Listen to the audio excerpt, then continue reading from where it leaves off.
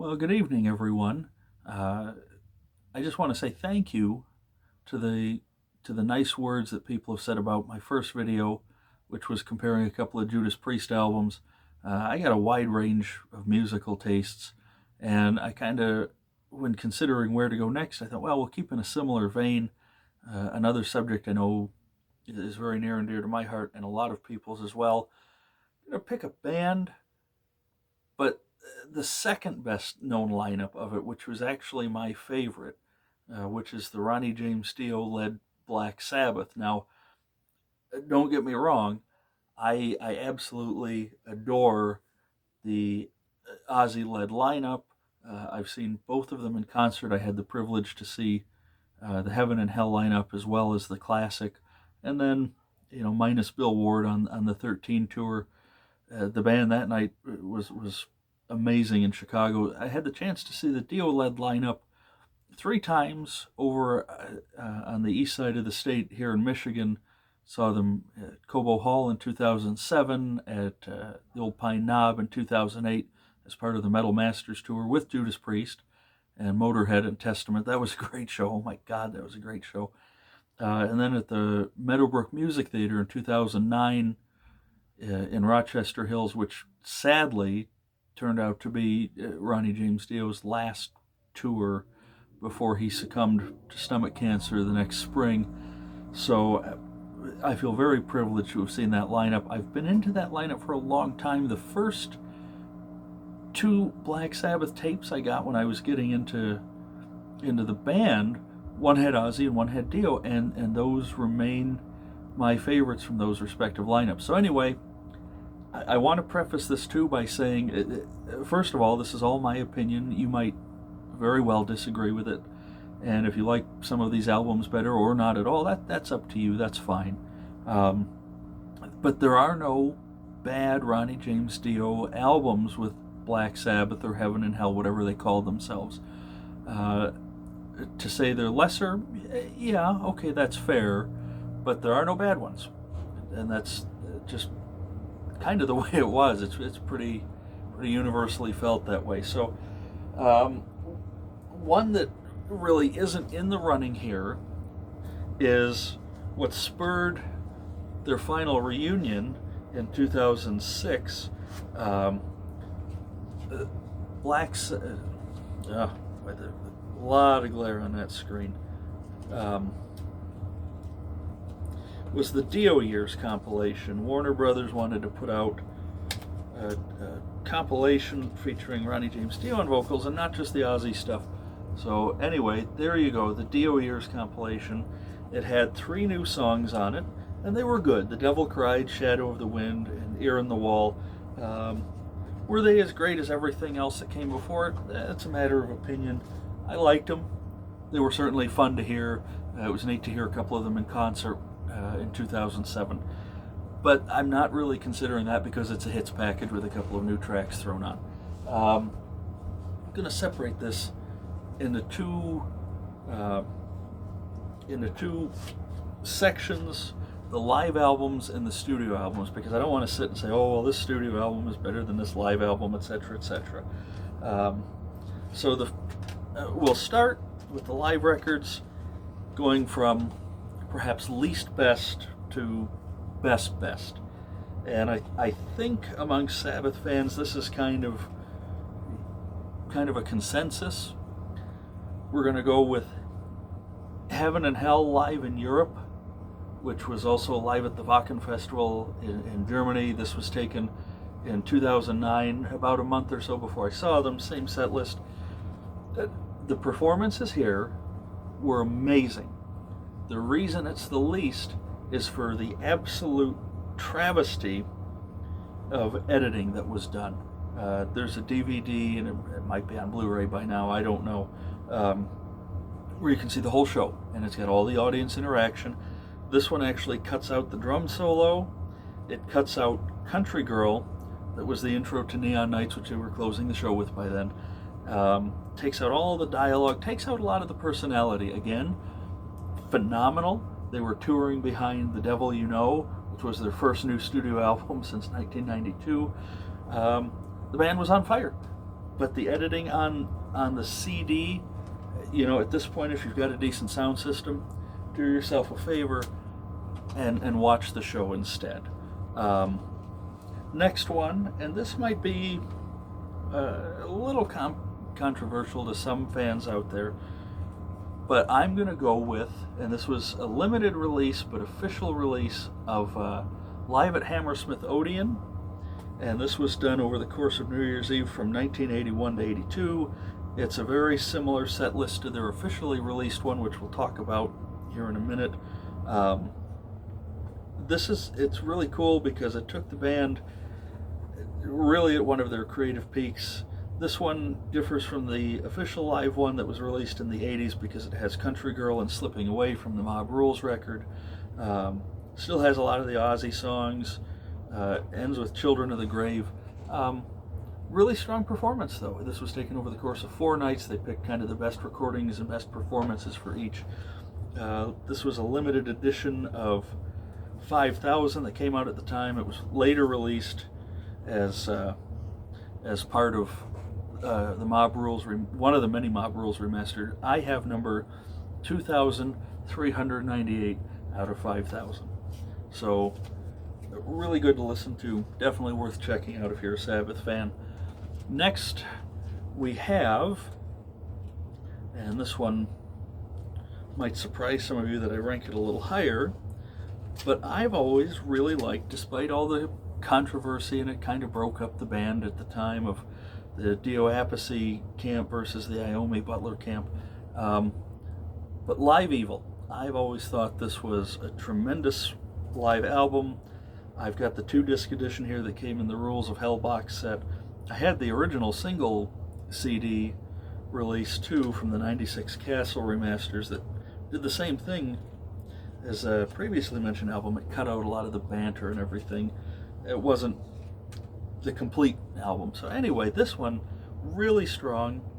Opens with Neon Knights, NIB, Children of the Sea, Voodoo, Black Sabbath, War Pigs, Iron Man, Mob Rules, Heaven and Hell, Sign of the Southern Cross. Absolutely epic here, Sign of the Southern Cross.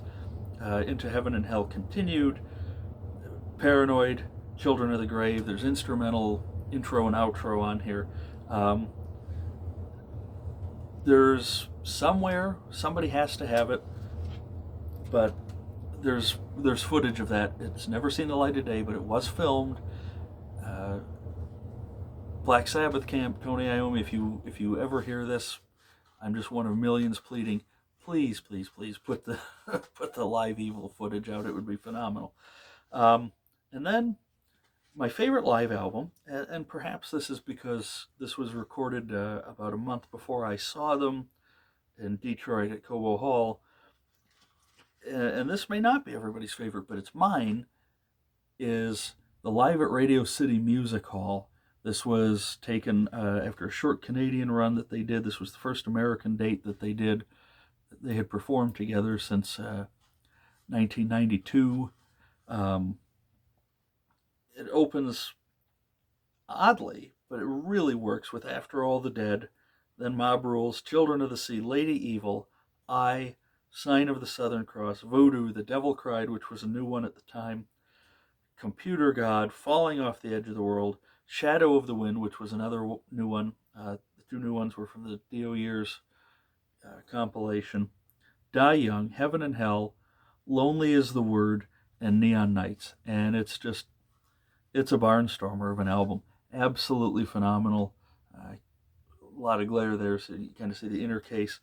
But if you can get your hands, and I'm pretty sure there's also a DVD and Blu-ray of this, Live at Radio City Music Hall 2007 on their initial reunion run. This was 4 guys at the absolute peak of their powers. It was, I can't speak well enough of this.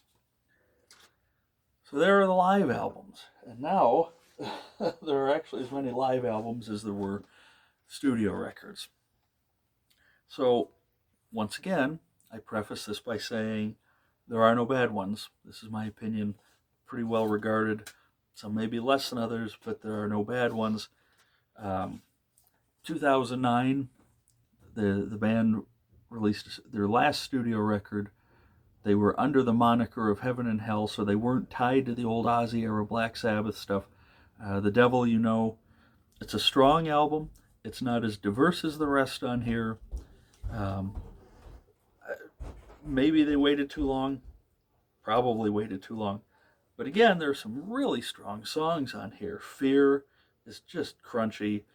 Bible Black is the stereotypical Black Sabbath song. It's amazing. Dio's lyrics are some of the best of his career. Great riff, slow intro.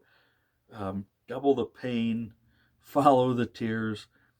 Yeah, so again, not their best, but certainly after you've gotten into the Dio years a little bit, pick this one up. Well worth listening to. I'm going to go out on a limb and say that this was a much stronger closing of a lineup than the Ozzy-led final album from a few years later. That one, to me, really, like, no offense, they were trying too hard. This one sounds like they just went in to make as good of an album as they could at that stage in their career, and they did a really good job. Now things might take you a little bit by surprise because I don't follow the traditional path. I didn't know about this album for a couple of years because when I was getting into Sabbath, there was no internet or anything like that. So I was not initially into this album like most people were. It's a great album. It's universally regarded as this lineup's best, but I'm going to disagree. And it's the Heaven and Hell record. Please don't kill me for that one. Neon Nights, Children of the Sea, Lady Evil, Heaven and Hell, Wishing Well, Die Young, Walk Away, Lonely is the Word. Produced and engineered by Martin Birch, who was legendary and God rest his soul, just passed away last year. A lot of talk about the sound on this. It's kind of mid-range, it's kind of flat. The songs that are great are great.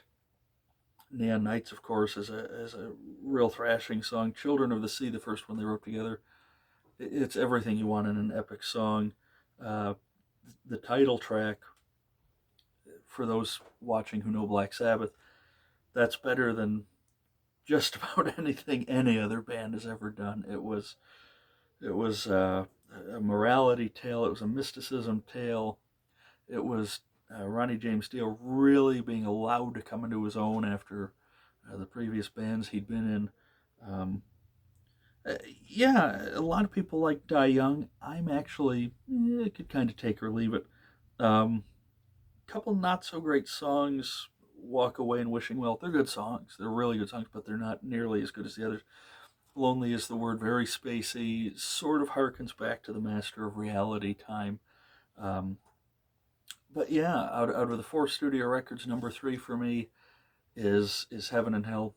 So if that's number 3, and this is a classic, you can imagine how good the others are. The next year, Bill Ward was on that one. He actually dropped out of the band during the tour. Vinny Appice was his replacement. I never would have thought that this album would have been my number 2 or that it would have surpassed Heaven and Hell. I recently picked up the 2021 vinyl reissue of it, and I don't know why I never appreciated this album as much as I do now. I think the production on it is much bigger, it's louder, it's a lot more brash, and it's a band really, even more than Heaven and Hell, trying to show what they could do, out to prove something that, yeah, they've got staying power, and that, of course, is the mob rules. You have the theories that, somewhere down here, Kill Ozzy is written. Turn Up the Night, Voodoo, Sign of the Southern Cross, just an epic song. Instrumental, sort of eerie E5150, which stands for crazy or insane. The mob rules, Country Girl, Slipping Away, Falling Off the Edge of the World, over and over. Maybe not as many standout tracks, but better production, and I think overall a more solid and continuous album. The title track, of course, had originally been recorded for the heavy metal film, and this was the re-record. Almost as good. The song is every bit as good. The production's almost as good. Country Girl, oddly, Iommi wasn't much into that, but I really love the riff on that one.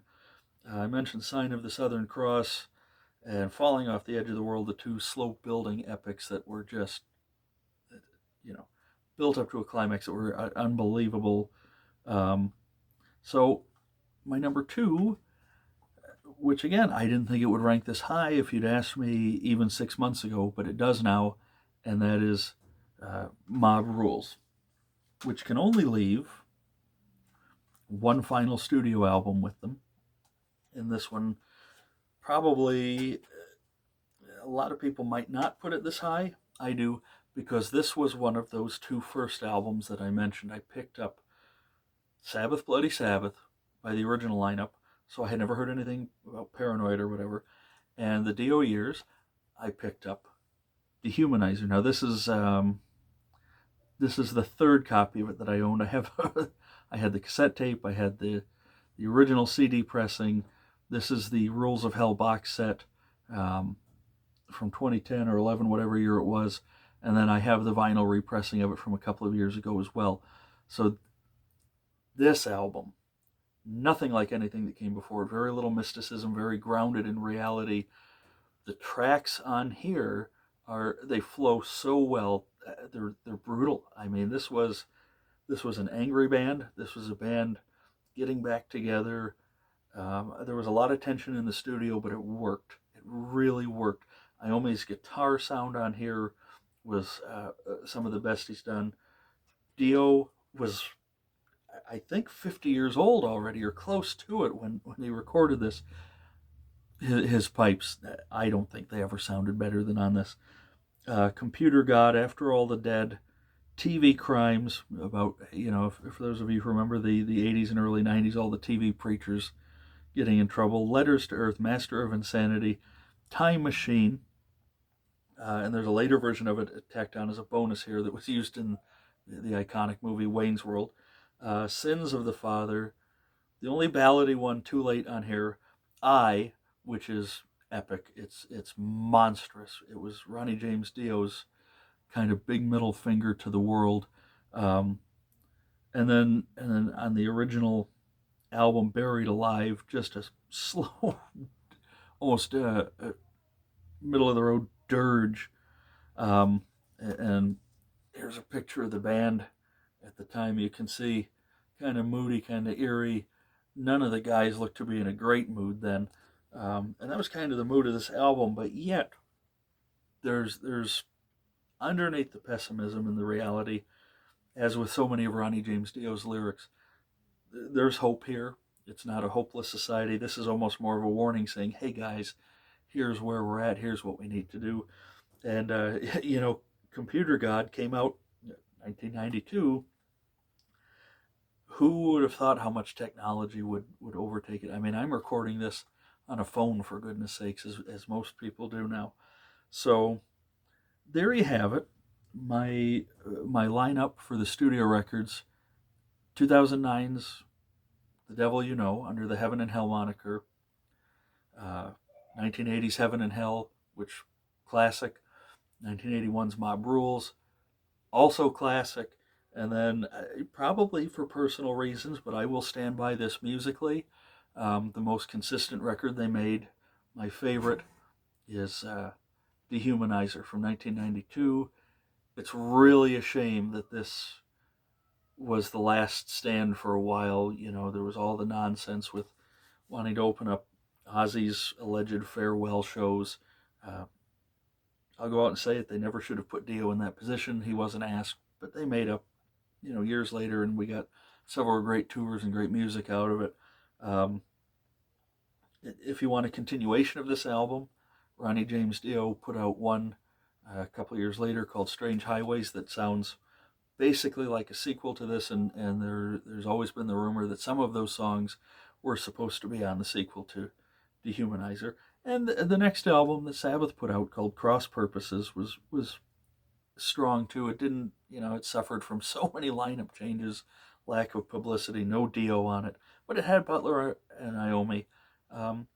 So I recommend those two. But anyway, thank you very, very much for watching. I know this has been a longer video even than the one from last night, but it was a way to cover a lot of ground and a lot of albums and not a lot of time. So, again, if you're only familiar with the Ozzy era, there's so much more to Black Sabbath. If you've only ever heard, you know, Holy Diver or a couple of things by the Dio band, Black Sabbath with Ronnie James Dio, there's a wealth of material, covered it all. 4 live albums, 4 studio records, the greatest hits. There's a lot of material there. Do yourself a favor and go check it out. And thank you for watching the video, and I hope to talk to you guys again soon.